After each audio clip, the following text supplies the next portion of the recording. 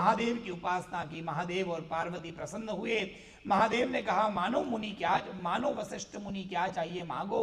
वशिष्ठ ने कहा मुझे कुछ नहीं चाहिए, ये जो माता बैठी है उसे वापस सुद्युम्न कर दीजिए। महादेव ने कहा मैं कर तो दूंगा, पर 1 महीना ये पुरुष रहेगा और 1 महीना ये स्त्री रहेगा। अरे महाराज ऐसे कैसे होगा?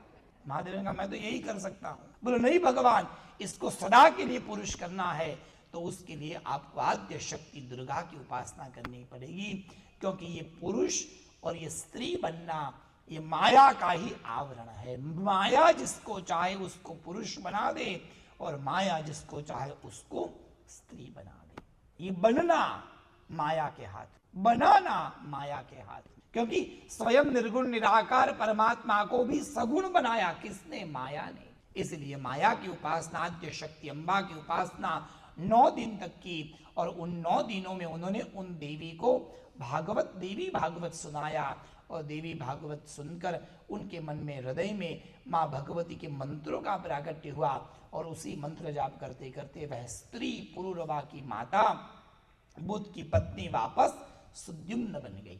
सुद्युम्न बनने के बाद फिर से वो राज में आए, राजपाट करने लगे। राजपाट करते करते करते करते अनेक वर्षों तक उन्होंने राज्य किया, और उनके वहां उसके बाद अनेक पुत्रों का भी जन्म हुआ। अब ये बात कैसी है? इस बात को कहते हैं असंभव। How it possible? लड़का लड़की लड़का बन गया, फिर लड़का लड़की बन गया, फिर वो ये बन गई, ये हाउ इट पॉसिबल? पर सज्जनों, शास्त्र कहता है जहां भगवान का मैजिक होता है वहां किसी का लॉजिक नहीं चलता। ये कुछ समय पहले जब हम कथा सुनते थे तो मन में लगता था ये कैसे होगा, लड़का लड़की बन गया, पर आज देखते तो सही लगता है कि हाँ ऐसा होता है, भले ऑपरेशन से होता है पर होता है।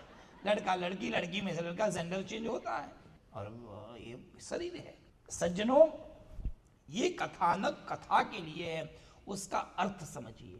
सुद्युम्न ये और कोई नहीं, ये हमारी आत्मा है। हमारी आत्मा जब जन्म लेती है तो जन्मते समय ये आत्मा स्त्री रूप होती है। आत्मा कैसी है ऐसा प्रयोग होता है। हर शरीर में आत्मा रहती है, हर शरीर में शक्ति रहती है, पर देखिए समय आते आते ये जो हमारा शरीर है ना, वो पुंग रूप है।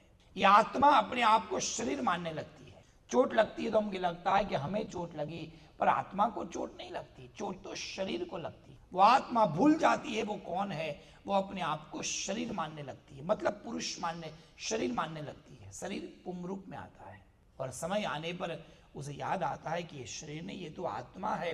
ध्यान जब व्यक्ति लगाता है, अपने आप को जानने का प्रयास करता है, तो उन्हें अपना आत्म तत्व पता चलता है। हर व्यक्ति को अपने आत्मा को जानना चाहिए। आत्मा को जानने की प्रविधि को कहते हैं समाधि।